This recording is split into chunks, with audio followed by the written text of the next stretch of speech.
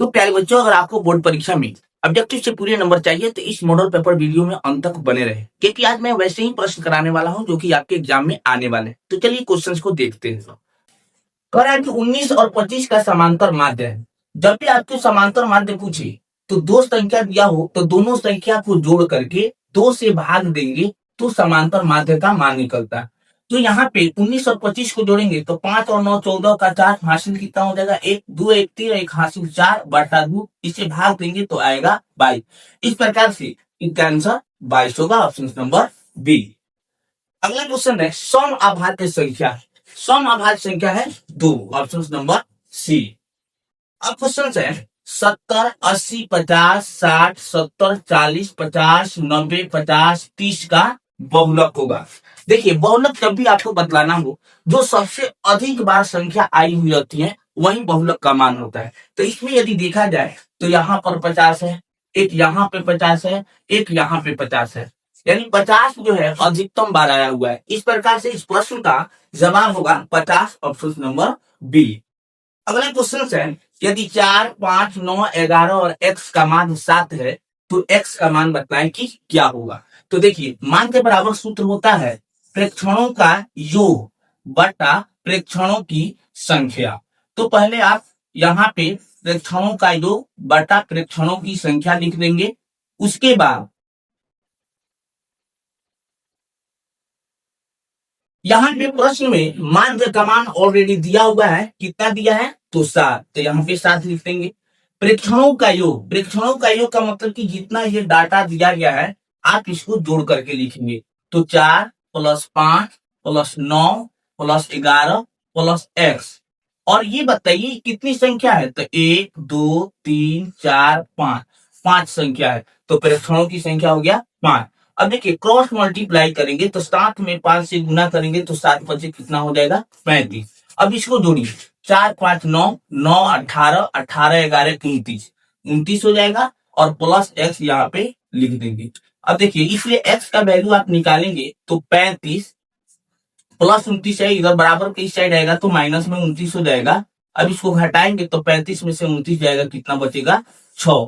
तो इस प्रकार से इस प्रश्न का जो है आंसर होगा 6। अगला क्वेश्चन देखेंगे, कह रहा है कि यदि x 3 4 5 का मान 4 है तो x का मान बताएं कि कितना होगा। तो मान x का मान यहाँ से पूछा हुआ है और माध्य दिया हुआ है 4, तो 4 यहाँ पे माध्य बराबर प्रेक्षणों का योग, तो x + 3 + 4 + 5 इतना लिख देंगे। उसके बाद से कितनी संख्या है टोटल, तो 4, तो 4 यहाँ पे लिख देंगे। 4 से 4 में गुना करेंगे, 4 2 का 16 हो जाएगा, बराबर ये 5 4 9 और 3 कितना हो जाएगा 12 और प्लस में x लिख देंगे। अब देखिए 16, ये प्लस 12 है तो इधर आएगा तो -12 बराबर x, तो इसलिए x का वैल्यू हो जाएगा कितना 4। अतः x का मान कितना आएगा 4, जो कि ऑप्शन नंबर डी में दिया हुआ है। यह आपका राइट आंसर होगा। अगला क्वेश्चन देखते हैं। क्वेश्चन कह रहा है कि 40 से 50 की उच्च सीमा होगी, तो इसमें उच्च सीमा कौन होगी, तो 50, ऑप्शन नंबर सी। अगला क्वेश्चन देखते हैं। क्वेश्चन कह रहा है कि 25 से 35 का वर्ग अंतराल का आयाम क्या होगा, यानी इसके बीच का हमसे पूछा हुआ है अंतर कितना है। तो 35 में से 25 घटाएंगे कितना आएगा 10, अर्थात इस वर्ग अंतराल का आयाम होगा 10, ऑप्शन नंबर डी। अगला क्वेश्चन कह रहा है कि किसी घटना और इसके पूरक घटना का योग होता है। तो आप जानते हैं कि PE plus PE not equal to हमेशा कितना होता है, तो 1 होता है। तो इसलिए ऑप्शन नंबर बी इसका आंसर होगा। अगला क्वेश्चन देखते हैं। क्वेश्चन कह रहा है कि 52 पत्तों को अच्छी तरह फेंटी गई एक गट्टी से एक पत्ता निकाला जाता है। एक काला रंग के तस्वीर वाला पत्ता निकलने की प्रायिकता क्या होगा। तो अब देखें, जो 52 पत्ते होते हैं उस 52 पत्ते में 3 प्रकार का जो होता है तस्वीर वाला पत्ता होता है। तो इस प्रकार से हम जानते हैं कि 52 पत्ते में 2 रंग के पत्ते होते हैं, एक लाल और एक काला। तो काला भी 26 होगा और लाल भी पत्ते कितने होंगे 26। अब इस काले में जो है आपसे पूछा हुआ है कि तस्वीर वाला पत्ता, तो 6 इसमें होगा और 6 इसमें होगा, क्योंकि हम जानते हैं कि तस्वीर वाला प्रत्येक पत्ता 4 होता है। तो इस प्रकार से 3 प्रकार के तस्वीर वाले पत्ते होते हैं और प्रत्येक 4 होगा, तो टोटल कितना हो जाएगा 12। अब 12 पत्ता हो गया, तो इसमें 6 लाल होगा और 6 काला होगा। तो आपसे पूछा हुआ है कि एक काला रंग के तस्वीर वाला पत्ता निकलने की प्रायिकता क्या होगी। तो आप क्या करेंगे, 6 लिख देंगे ऊपर और टोटल कितना पत्ता है तो 52। अब इसे कटाइए, 3 दूनी 6, 26 दूनी 52। तो इस प्रकार से एक काला रंग के तस्वीर वाला पत्ता की प्रायिकता हो जाएगी 3/26, जो कि आपका ऑप्शन नंबर ए में दिया हुआ है। चलिए अगला क्वेश्चन देखते हैं। अगला क्वेश्चन कह रहा है कि 20 टिकटों जिन पर क्रमशः संख्याएं 1, 2, 3 डॉट डॉट 20 तक लिखा हुआ है, इनमें से यादृच्छा एक टिकट निकाला जाता है, टिकट पर 5 के गुणज की संख्या होने की प्रायिकता क्या होगी। अब देखिए 1, 2, 3, 4 डॉट डॉट इस तरीके से 20 तक संख्या है। आपसे पूछा हुआ है कि 5 के गुणज, तो 1 से 20 तक में 5 की यदि गुणज पूछा जाए कि कितनी संख्या होगी, तो क्या क्या होगी, तो 5, 10, 15 और 20। टोटल कितनी 5 के गुणज की संख्या हुई 1 से 20 में, तो 4। टोटल संख्या कितना है तो 20। तो इसलिए 5 के गुणज की प्रायिकता आपसे पूछा हुआ है। तो संभव परिणामों की संख्या कितनी हो जाएगी 4, और कुल परिणाम की संख्या कितना दिया है 20। 4 एकम 4, 4 5 20। इस प्रकार से 5 के गुणन की प्रायिकता कितनी आएगी 1/5, जो कि ऑप्शन नंबर बी में दिया हुआ है। अगला क्वेश्चन आप देखेंगे, कह रहा है कि 25 टिकटों जिन पर संख्याएं 1, 2, 3 डॉट डॉट 25 लिखी हैं, इसमें से एक टिकट या दीक्षा निकाला जाता है, टिकट की संख्या का 3 या 5 का गुणज होने की प्रायिकता क्या है। अब देखिए 1 से लेकर के 25 तक संख्या लिखी हुई है, इसमें पूछ रहा है 3 के गुणज और 5 के गुणज की प्रायिकता क्या होगी। अब देखिए 1 से 25 तक में अगर 3 के गुणज देखा जाए कौन कौन संख्या होती है, तो वह होगी 3, 6, 9, 12, 15, 18, 21 और 24। ये 3 के सभी गुणज होंगे 1 से 25 में। उसी प्रकार से 5 के गुणज देखा जाए तो 5, 10, 15, 20 और क्या होगा 25। यहाँ पे 20 होगा और उसके बाद 25। अब देखिए इसमें 3 के गुणज टोटल कितने होंगे, तो 1, 2, 3, 4, 5, 6, 7, 8, 8 ये। और 5 के गुणज की संख्या कितनी है 1, 2, 3, 4, 5, 5।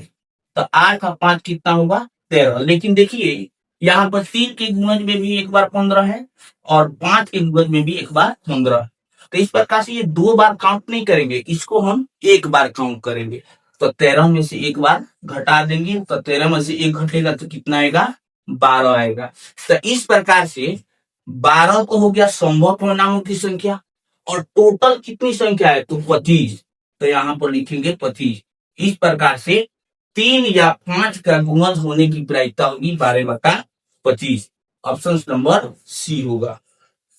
कह रहा है कि एक थैले में 8 लाल, 2 काले एवं 5 सफेद गेंदे, एक गेंद यादृच्छा निकाली जाती है, तो उस गेंद के काला होने की प्रायिकता क्या है। अब देखिए जब भी आपको गेंद वाले प्रश्न पूछे तो सबसे पहले आप पूरी गेंदों की संख्या को जोड़ लेंगे, फिर जिस कलर के प्रायिकता पूछेगा उस कलर वाले गेंद को ऊपर लिखेंगे और कुल गेंदों की संख्या नीचे लिखेंगे, और इस प्रकार से आपका उसकी प्रायिकता का मान प्राप्त हो जाएगी। तो चलिए देखते हैं कि ये कैसे बनाएंगे। तो सबसे पहले यहाँ पर देखिए 3 प्रकार के रंगों वाली गेंद है, एक लाल है, दूसरा है काला और तीसरा है सफेद।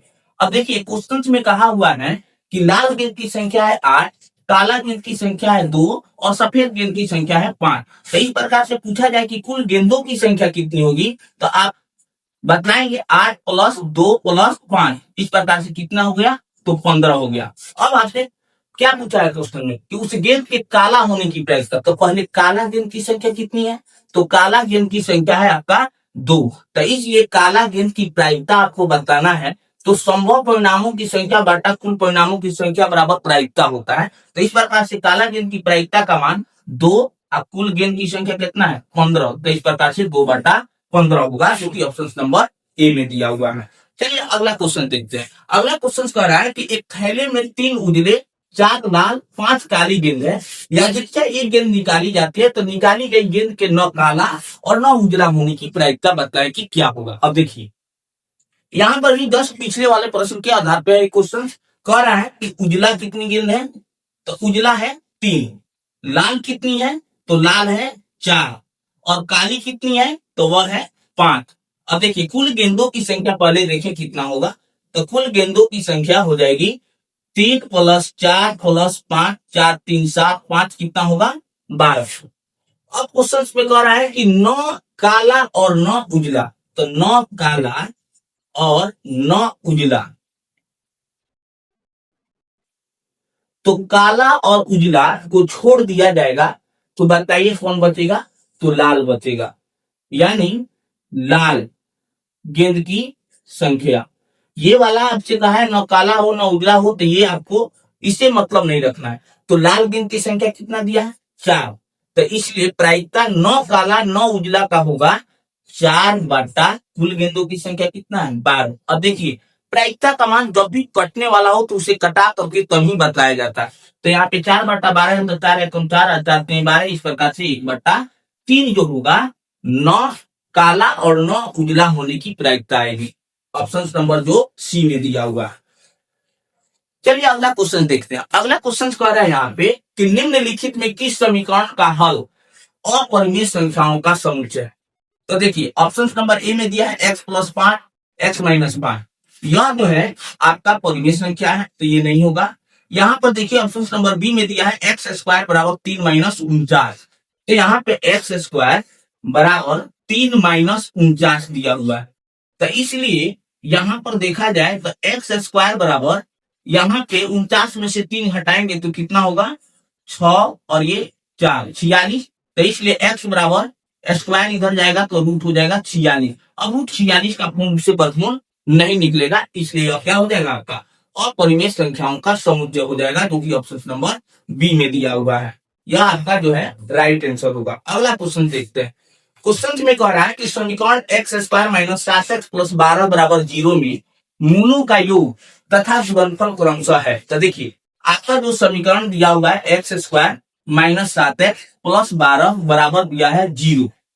आपसे मूलों का योग पूछा है, तो अल्फा + बीटा बराबर क्या होगा -b/a, अर्थात यहाँ पे -b का वैल्यू हो जाएगा -7 और a का वैल्यू हो जाएगा 1। तो इस प्रकार से अल्फा + बीटा का मान आ गया 7, और अल्फा इंटू बीटा का मान कितना होगा, तो c/a अल्फा इंटू बीटा का सूत्र होता है, c बराबर हो जाएगा 12 और a का वैल्यू कितना होगा 1, यानी 12। तो इस प्रकार से आपसे पूछा है मूलों का योग तथा गुणनफल क्या होगा, तो इस ऑप्शन में देखेंगे 7 और 12 कहां पे, तो ऑप्शन नंबर सी में दिया हुआ है, जो कि आपका राइट आंसर होगा। चलिए अगला क्वेश्चन देखते हैं। ये क्वेश्चन देखिए, ये बहुत इंपॉर्टेंट क्वेश्चन है, ये अक्सर आपके एग्जाम में पूछे जाते हैं। अब देखिए ये क्वेश्चन क्या कह रहा है, कह रहा है कि 81 और 1972 के बीच 17 से विभाजित होने वाली संख्याओं की संख्या कितनी है।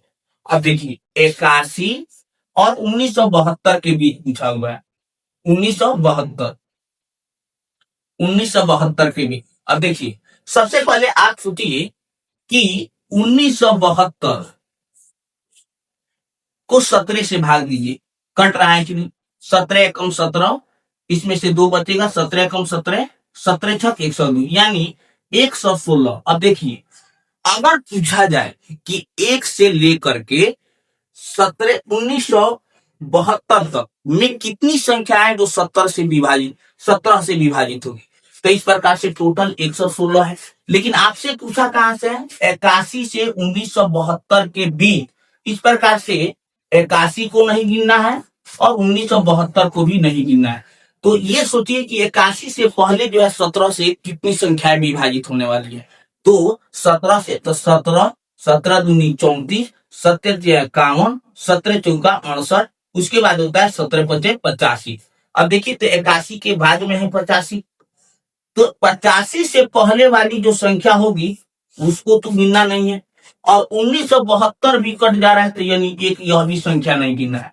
टोटल 5 संख्या को हम क्या करेंगे, 116 में से घटा देंगे, तो इस प्रकार से कितना आ जाएगा, 111। तो इस प्रकार से हम कहेंगे कि 81 और 1972 के बीच में 17 से विभाजित होने वाली संख्याओं की संख्या जो होगी वह होगी 111, जो ऑप्शन नंबर ए में दिया हुआ है। चलिए अगला क्वेश्चन देखते हैं। कह रहा है कि 3 संख्याएं एपी में है तथा उनका योग 24 है, तो उनके वर्गों का योग 200 है, तो संख्याएं बताएं। देखिए इस प्रकार के जब भी क्वेश्चन जब पूछे तो आप जो है ऑप्शन से बनाएंगे तो ज्यादा आसान होगा। अब देखिए कहा है कि योग 24 है, यहाँ पर देखिए 4 8 12 12 24, यहाँ पर भी योग 24 आ रहा, 6 8 14 10 24, यहाँ पर भी योग 24 आ रहा, यहाँ पर देखिए 5 8 13 11 24, यहाँ पर भी 24 आ रहा है, और 2 8 10 और 14 यहाँ पर भी 24 आ रहा है। अब सोचना है कि कौन से ऐसी संख्याओं का इसमें समूह दिया हुआ है जिसका वर्ग करे और वर्ग करने के बाद जोड़े तो 200 आए। तो देखिए ऑप्शन नंबर बी को देखिए, 6 का स्क्वायर कितना होगा 36, 8 का स्क्वायर कितना होगा 64, और 10 का स्क्वायर कितना होगा तो 100। अब इसको जोड़ेंगे, 6 4 10 के 0, 6 3 9, 1 हाथ 10 के 0, 1 1 2। तो देखिए तो 6 8 10 को जोड़ने पर अंकों का योग आ रहा है 24, और 6 8 10 के वर्गों का योग कर रहा है तो आ रहा है 200। तो इस प्रकार से इस प्रश्न का जो है आपका जवाब होगा ऑप्शन नंबर बी। अगला क्वेश्चन देखते हैं। क्वेश्चन कह रहा है कि वाई अक्ष से लंबवत दूरी कहलाता है, वाई अक्ष से। तो देखिए इसको हम कहते हैं एक्स अक्ष, इसको कहते हैं वाई अक्ष। तो वाई अक्ष से जब भी दूरी बतलाया जाएगा तो वह बतलाता है एक्स निर्देशांक का मान, अर्थात भुज का मान बतलाएगा। ऑप्शन नंबर ए जो होगा इसका आंसर होगा। चलिए अगला क्वेश्चन देखते हैं। कह रहा है कि बिंदुओं ए 3,-4 और बी 1,2 को मिलाने वाले रेखाखंड के मध्य बिंदु के नियामक है। अब देखिए दो बिंदु दिया हुआ है ए और बी। अब यहाँ पर बिंदु ए का निर्देशांक है 3,-4 और बिंदु बी का निर्देशांक है 1,2। अब देखिए इसका हमसे पूछा है मध्य बिंदु, तो मध्य बिंदु के लिए सूत्र होता है x1 प्लस x2 बटा 2 और y1 प्लस y2 बटा में 2। अब देखिए इसको हम कहेंगे x1, इसको कहेंगे y1, इसको कहेंगे x2 और इसको कहेंगे y2। अब देखिए x1 के जगह पर 3 प्लस x2 के जगह पर 1 बटा 2, y1 के जगह पर माइनस में 4 और प्लस y2 के जगह पर 2 बटा 2। 3 और 1 जोड़ेंगे तो कितना होगा 4 बटा 2, काटेंगे तो 2 आएगा, और यहाँ पे -4 में से 2 घटाएंगे तो 2 बटा 2, तो काटेंगे तो 1 आएगा। इस प्रकार से मध्य बिंदु का निर्देशांक 2,1 हो जाएगा। 2,1 नहीं, यहाँ पे माइनस में आएगा वैल्यू, क्योंकि -4 में से 2 घटाएंगे तो -2 होगा, और -2 को 2 से काटेंगे तो -1 आएगा। तो इस प्रकार से 2,-1। अब देखिए कि इस ऑप्शन में कहा दिया है, तो ऑप्शन नंबर सी में दिया हुआ। तो चलिए क्वेश्चन नंबर 70 देखते हैं। कह रहा है कि √1 प्लस tan स्क्वायर ए बराबर क्या, आपसे यह पूछा हुआ है। तो देखिए सेक थीटा बराबर होता है, सेक थीटा बराबर होता है 1 प्लस tan स्क्वायर थीटा।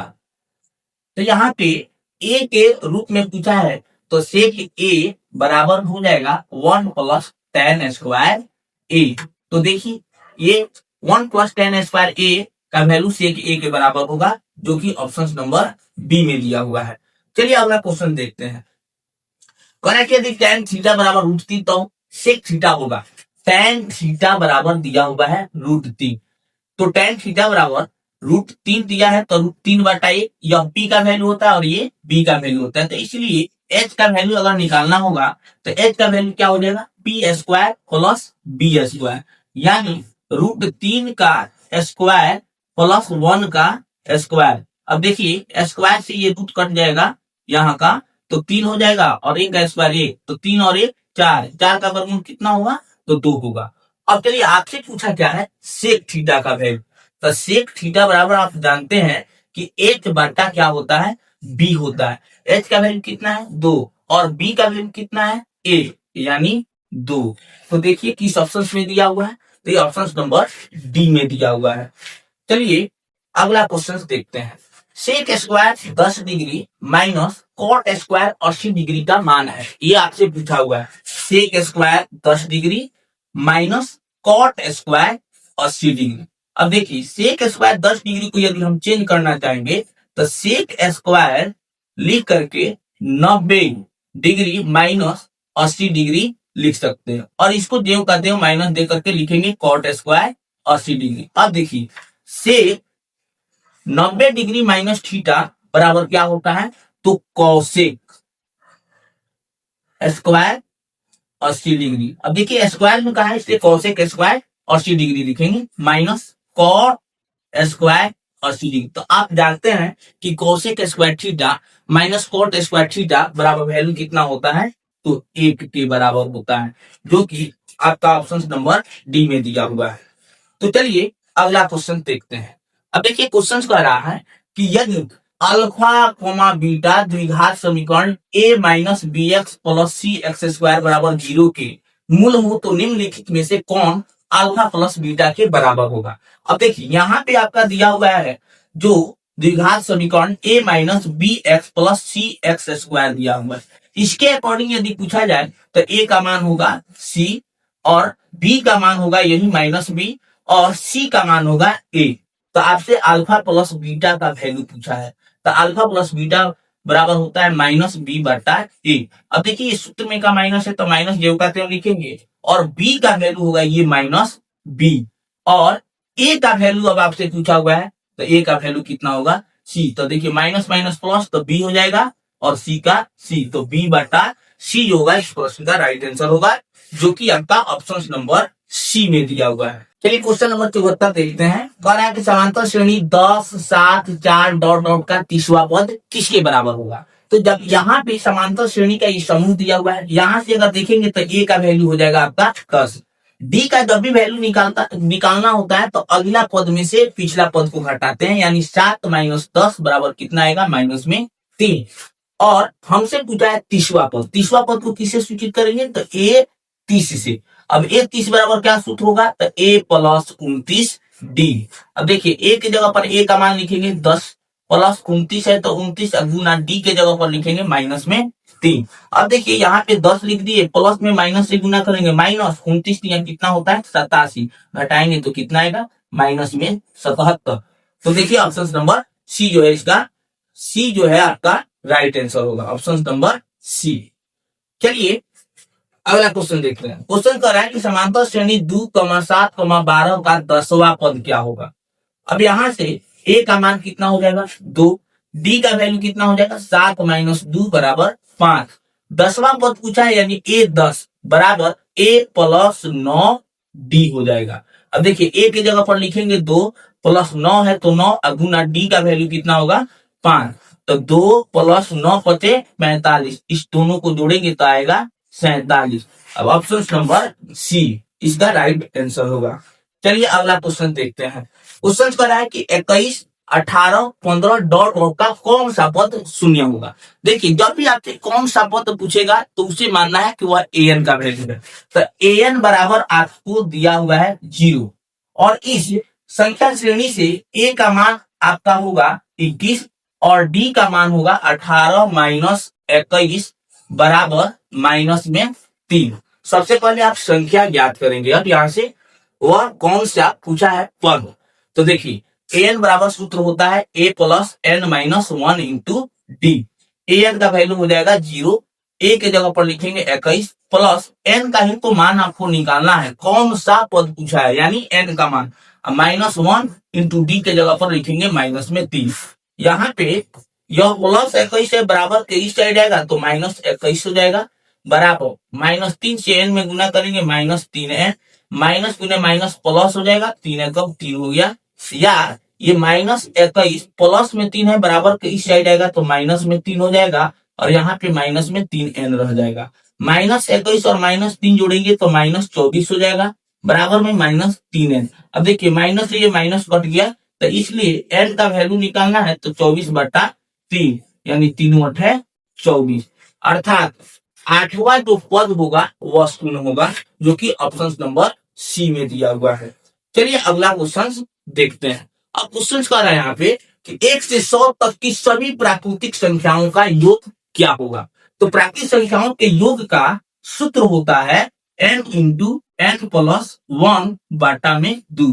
और 1 से 100 के बीच में पूछा है, यानी n का वैल्यू हो गया आपका 100 इंटू 100 प्लस 1 बाटा में 2। अब देखिए 100 ब्रैकेट हटेगा तो गुना, और 100 प्लस 1 जोड़ेंगे तो 101 बाटा में 2। 2 से 100 50 बार में कटेगा, और इस प्रकार से 50 में 101 से गुना करेंगे तो यह हो जाएगा 50 50, जो कि आपका ऑप्शन नंबर बी में दिया हुआ है। अब क्वेश्चन देखेंगे। क्वेश्चन कह रहा है कि 0 और 50 के बीच विषम संख्याओं का योग कितना होगा। अब देखिए 0 और 50 के बीच में विषम संख्याओं की संख्या पहले पता करना होगा कि कितना होगा। तो 0 प्लस 50 बटा 2 यानी 50 बटा 2 यानी 25, यानी 0 से 50 के बीच में टोटल विषम संख्याओं की जो संख्या होगी वह होगी 25। अब आपसे पूछा है इसका योग, तो विषम संख्याओं के योग का जो सूत्र होता है वह होता है n स्क्वायर। अब n बराबर विषम संख्याओं की कुल संख्या, तो टोटल आया है कितना 25, और 25 का स्क्वायर करेंगे तो 25 का स्क्वायर होता है 625, जो कि आपका ऑप्शन नंबर डी में दिया हुआ है। चलिए अगला क्वेश्चन देखते हैं। कह रहा है कि श्रेणी 34 प्लस 32 प्लस 30 प्लस डॉट और 10 का योग है। जब भी इस तरीके से क्वेश्चन कहेगा 34 plus 32 plus 30 plus dot dot 10, तो सबसे पहले जो पहला वैल्यू दिया रहता है वह ए का मान होता है, यानी ए बराबर हो गया 34। डी का मान निकालने के लिए 32 माइनस 34 बराबर में हो जाएगा माइनस में 2, और ये जो है अंतिम मान है, एन का वैल्यू दिया हुआ है 10, तो इसलिए एन का पहले आप मान निकालेंगे। तो एन का मान निकालने के लिए एन का फॉर्मूला लगाएंगे, एन बराबर a plus n minus 1 into d. A की जगह पर लिखेंगे 10 बराबर ए की जगह पर लिखेंगे 34 प्लस एन का मान आपको निकालना है माइनस 1 इंटू डी के जगह पर लिखेंगे माइनस में 2, या 10 प्लस 34 है बराबर किस साइड आएगा तो माइनस में 34 बराबर n माइनस 1 इंटू माइनस में 2 रहेगा। अब 10 में से 34 घटाएंगे तो माइनस में आएगा 24 बराबर n माइनस 1 इंटू माइनस में 2। अब देखिए यहां पर क्या करेंगे, माइनस 24 बटा ये गुना में माइनस 2 है बराबर के इस साइड आएगा तो बटा में माइनस 2 हो जाएगा, और इस साइड में सिर्फ n माइनस 1 बच जाएगा। अब देखिए 2 से माइनस 24 को काटेंगे तो माइनस पहले माइनस कट जाएगा, और 2 बराबर कितना होता है 24, और 12 बराबर n माइनस 1 हुआ, तो इसलिए 12 माइनस 1 इस साइड आएगा तो प्लस में 1 हो जाएगा बराबर n, इसलिए n का वैल्यू हो गया 13। अब आपसे पूछा क्या है कि इसका योग आपसे पूछा है, तो अब योग का फॉर्मूला लगाएंगे। योग का फॉर्मूला होता है Sn बराबर n/2 into A plus an। आप इस फॉर्मूला का प्रयोग करेंगे यहाँ पे, तो n का वैल्यू कितना आया है 13 बटा में क्या लिखेंगे 2, यहाँ पे a का वैल्यू कितना दिया हुआ है तो 34, तो 34 लिखेंगे, और an का वैल्यू कितना दिया हुआ है तो 10। अब देखिए 13 बटा 2 ब्रैकेट हटेगा तो गुना, 34 और 10 जोड़ेंगे तो कितना होगा 44।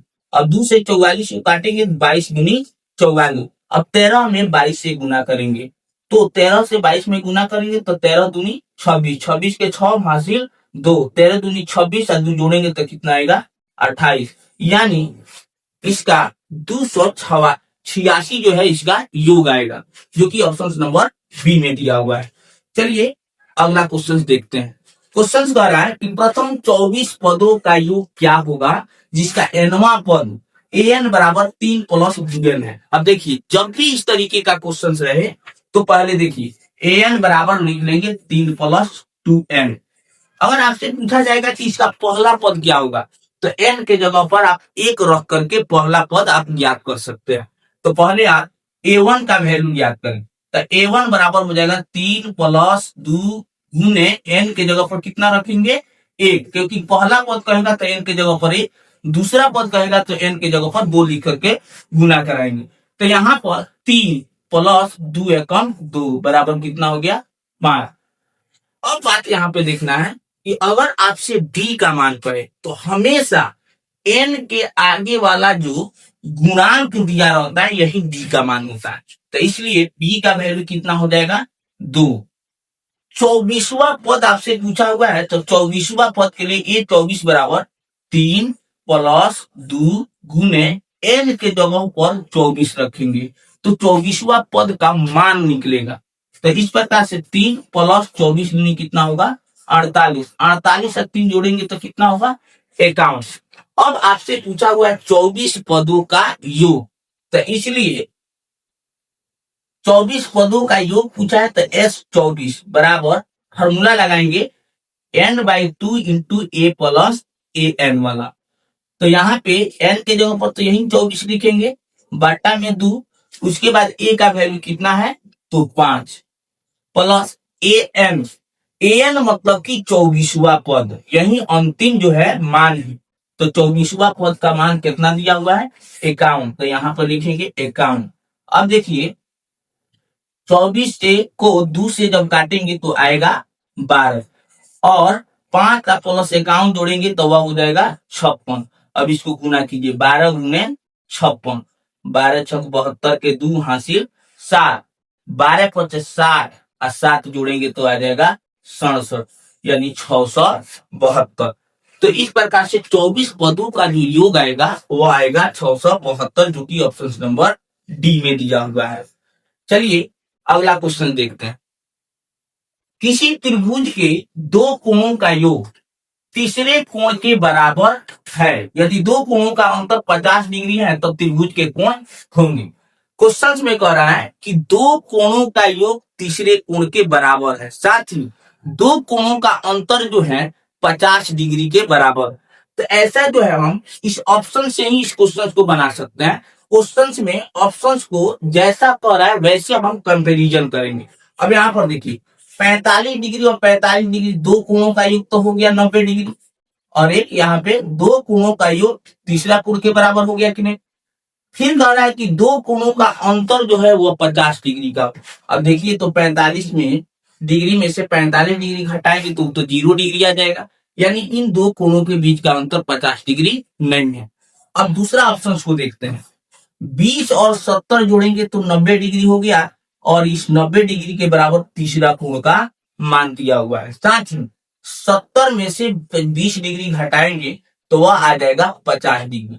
अब देखिए आपसे क्वेश्चन में क्या कह रहा था कि दो कोणों का योग तीसरे कोण के बराबर हो। तो 20 और 70 जोड़ेंगे तो 90 तीसरा कोण के बराबर हो गया। दूसरा बात कह रहा है कि दो कोणों का अंतर 50 डिग्री हो। तो 70 में से जब 20 घटाएंगे तो कितना अंतर आ जाएगा 50 डिग्री। तो इस प्रकार से यही जो ऑप्शन है इस क्वेश्चन का आंसर होगा ऑप्शन नंबर बी। अब क्वेश्चन देखते हैं। क्वेश्चन कर रहा है कि दो समरूप त्रिभुजों के क्षेत्रफल का अनुपात किन्हीं दो संगत भुजाओं के अनुपात से होता है तो वर्ग के बराबर होता है। अगला क्वेश्चन देखेंगे। क्वेश्चन कर रहा है ए बी बराबर 6√3 cn, ए सी बराबर 12 cn और बी सी बराबर 6 cn तो कोण बी बराबर क्या होगा। तो देखिए यह एक हमने त्रिभुज बनाया। अब यहाँ पे ए बी सी क्वेश्चन में दिया है कि ए बी जो है वह 6√3 है, बी सी जो है वह 6 cm है और ए सी जो है 12 cm है, सब सेंटीमीटर में है। आपसे पूछा है कि यह जो कोण बी है यह कितना डिग्री का होगा। अब देखिए पाइथागोरस प्रमेय लगाएंगे तो हम पाइथागोरस प्रमेय के अनुसार जानते हैं कि कर्ण का जो वर्ग होगा वह लंब के वर्ग और आधार के वर्ग के योगफल के बराबर होता है। तो यहाँ पर एच है तो 12 का स्क्वायर बराबर पी के जगह पर 6√3 का स्क्वायर प्लस बी के जगह पर 6 का स्क्वायर। तो 12 का स्क्वायर करेंगे तो 144 आएगा और 6√3 का स्क्वायर करेंगे तो 4 के 36 108 होगा और 6 का स्क्वायर 6 6 36। यहाँ पे 144 हो गया और 108 और 36 जोड़ेंगे तो 144 हो गया। यानी कर्ण का जो वर्ग है वह लंब के वर्ग और आधार के वर्ग के योग के बराबर है। तो इस प्रकार से यह जो त्रिभुज होगा वह समकोण त्रिभुज होगा। और हम ये भी जानते हैं कि 90 डिग्री के सामने की जो भुजा होती है वो सबसे बड़ी भुजा होती है और उसे हम कर्ण कहते हैं। तो इस प्रकार से कोण बी 90 डिग्री का होगा। Option number C. अब देखिए क्वेश्चन कह रहा है एबीसी और बीडी दो समद्विबाहु त्रिभुज इस प्रकार है कि डी भुजा बीसी का मध्य बिंदु है। त्रिभुज एबीसी और बीडीई के क्षेत्रफलों का अनुपात है। सबसे पहले हम इसे फिगर बना करके देखेंगे ये क्वेश्चन कैसे कह रहा है कि एबीसी एक जो है त्रिभुज है। उसके बाद क्वेश्चन में कह रहा है कि डी जो है भुजा बीसी का, पहले ए बी सी, फिर क्वेश्चन में कह रहा है कि डी जो है भुजा बीसी का मध्य बिंदु है। तो डी जो है बीसी का मध्य बिंदु है। अब इस प्रकार से यहां पर हम अपना मन से यहाँ पे ई लिख दे रहे हैं। अब यहां से देखिए तो एक बीडी जो लिखा हुआ है वह ट्रेंगल बन गया कि नहीं, बीडीई, और एक ट्रेंगल आपका हो गया ए बी सी। अब क्वेश्चन में कह रहा है कि त्रिभुज एबीसी और त्रिभुज बीडीई का अनुपात बताएं कि क्या होगा। तो ये मध्य बिंदु है, इसका मतलब कि बीडी और सीडी आपस में क्या होगा, बराबर होगा। अगर हम बीडी का मान माने ए तो डीसी का भी वैल्यू कितना हो जाएगा, ए। और इस प्रकार से बीडी बराबर डीसी होगा क्योंकि बिंदु डी मध्य बिंदु है। और पूरा बीसी का यदि वैल्यू पूछा जाए तो बीसी बराबर हो जाएगा बीडी प्लस सीडी, यानी 1 + 1 = 2। तो त्रिभुज एबीसी में अगर पूछा जाए भुजाओं की लंबाई कितना होगा तो 2 होगा, और बीडी में भुजाओं की लंबाई कितना होगा तो 1 होगा। तो हमसे पूछा हुआ है एबीसी और बीडीई का अनुपात, तो हम क्या करेंगे, उसके क्षेत्रफलों का अनुपात पूछा हुआ है तो 2 का स्क्वायर करेंगे और 1 का स्क्वायर करेंगे। 2 का स्क्वायर होगा 4 और 1 का स्क्वायर होगा 1। इस प्रकार से 4:1 होगा त्रिभुज एबीसी और बीडीई के क्षेत्रफलों का अनुपात होगा, क्योंकि हम जानते हैं कि संगत भुजा के वर्ग के बराबर जो होता है क्षेत्रफल का अनुपात होता है। ऑप्शन नंबर सी में दिया हुआ है। चलिए अगला क्वेश्चन देखते हैं। दो समरूप त्रिभुजों की भुजाएं 4:9 के अनुपात में है, तो त्रिभुजों के क्षेत्रफल के अनुपात बताएं। भुजा का वैल्यू दिया है अनुपात में 4:9, क्षेत्रफल पूछा हुआ है। तो जब भी इस तरीके का क्वेश्चन हो, भुजा का मान देकर के क्षेत्रफल का अनुपात पूछे तो हम उसका वर्ग करके लिखते हैं, और क्षेत्रफल का मान देकर के भुजा का मान पूछता है तो उसका वर्गमूल निकाल करके बनाते हैं।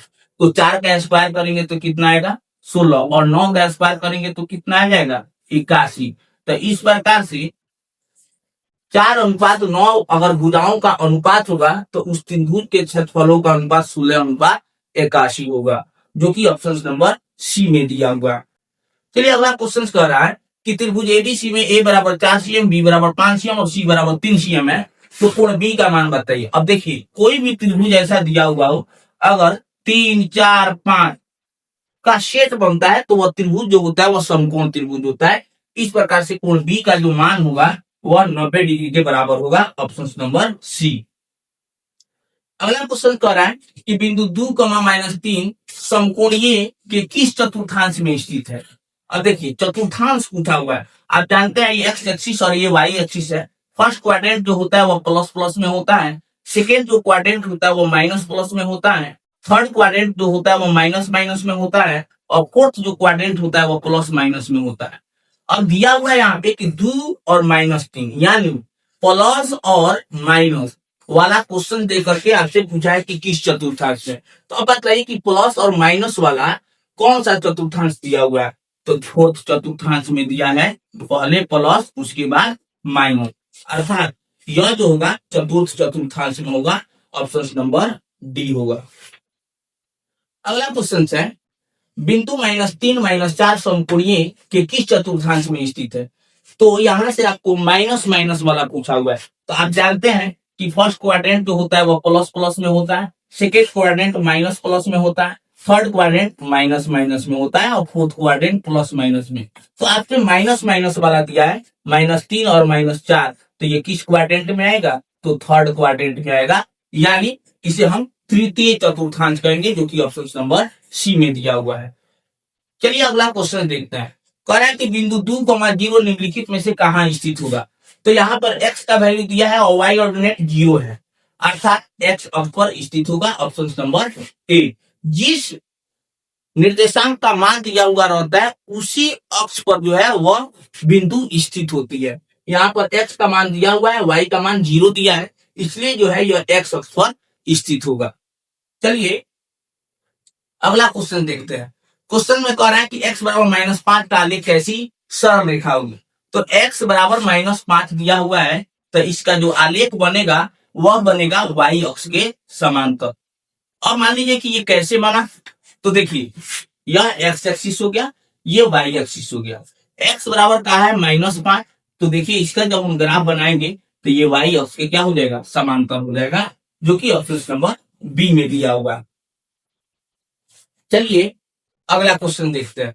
क्वेश्चन कह रहा है कि बिंदु R x1 y1 और S x2 y2 को मिलाने वाले रेखाखंड के मध्य बिंदु के नियामक बताइए कि क्या होगा। देखिए दो बिंदु दिया है, एक R है और एक S है।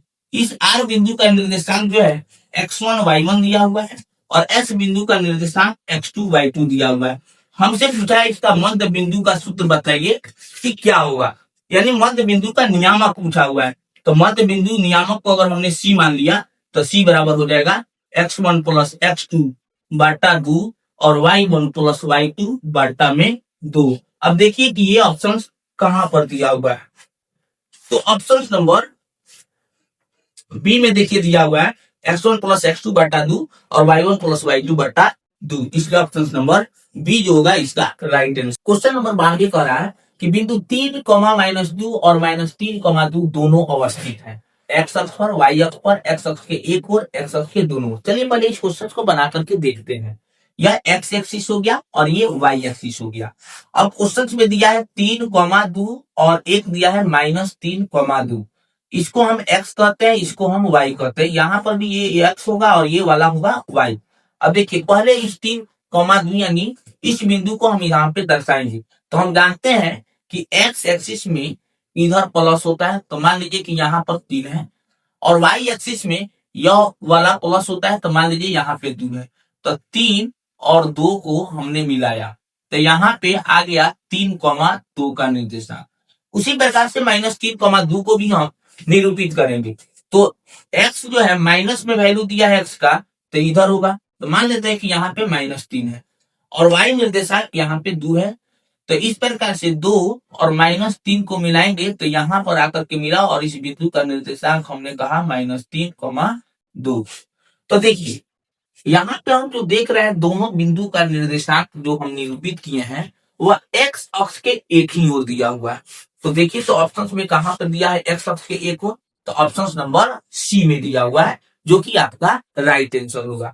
चलिए अगला क्वेश्चन देखते हैं। क्वेश्चन में कह रहा है कि प्रथम पाद में स्थित किसी बिंदु की x अक्ष से दूरी कहलाती है। तो देखिए x अक्ष से दूरी हमेशा y निर्देशांक को मान बतलाती है और y निर्देशांक को हम कहते हैं कोटि, जो कि ऑप्शन नंबर बी में दिया हुआ है।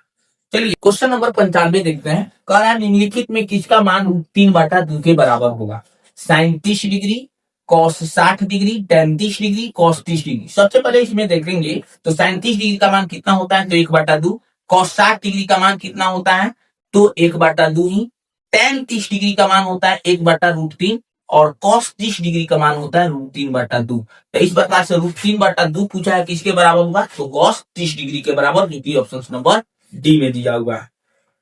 चलिए अगला क्वेश्चन देखते हैं। कह रहा है निम्नलिखित में किसका मान 1/√3 के बराबर होता है। sin 60 डिग्री का मान, cos 60 डिग्री का मान, tan 30 डिग्री का मान, cos 30 डिग्री का मान। तो tan 30 डिग्री का मान होता है 1/√3, ऑप्शन नंबर सी। अगला क्वेश्चन है 1 - cos square theta into 1 + cot square theta बराबर क्या। तो 1 - cos स्क्वायर थीटा बराबर होता है sin स्क्वायर थीटा और 1 + cot स्क्वायर थीटा बराबर होता है cosec स्क्वायर थीटा। अब ब्रैकेट का मतलब होता है गुना, तो sin स्क्वायर थीटा गुना cosec स्क्वायर थीटा बराबर होता है 1, जो कि ऑप्शन नंबर डी में दिया हुआ है। चलिए अगला क्वेश्चन देखते हैं। क्वेश्चन कह रहा है कि यदि cosec थीटा बराबर √10 हो तो sec थीटा का वैल्यू कितना होगा। तो cosec थीटा बराबर दिया है √10। अब हम जानते हैं कि cosec थीटा बराबर होता है h/p। √10 बटा अपने से यहाँ पे 1 दे देंगे। तो देखिए h का वैल्यू हो गया √10, p का वैल्यू हो गया 1। तो इसलिए बी का वैल्यू अगर ज्ञात करेंगे तो root under H square minus में पी स्क्वायर। अब एच के जगह पर रूट 10 का स्क्वायर करेंगे माइनस बी के जगह पर 1 का स्क्वायर करेंगे। अब देखिए इस स्क्वायर से ये रूट कट जाएगा तो 10 बचा माइनस ए का स्क्वायर 1 तो बराबर रूट में 9 और 9 का वर्गमूल कितना आएगा 3। अब देखिए हमसे पूछा है सेक थीटा तो सेक थीटा बराबर क्या होता है एच बट्टा बी।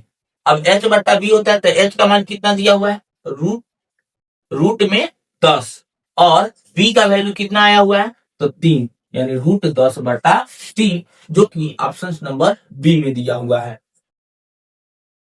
अब क्वेश्चन देखेंगे कह रहा है कि यदि साइन ए बराबर 8 बटा 17 हो तो कॉट ए का मान बताएं कि क्या होगा। साइन ए का वैल्यू दिया हुआ है 8 बटा 17।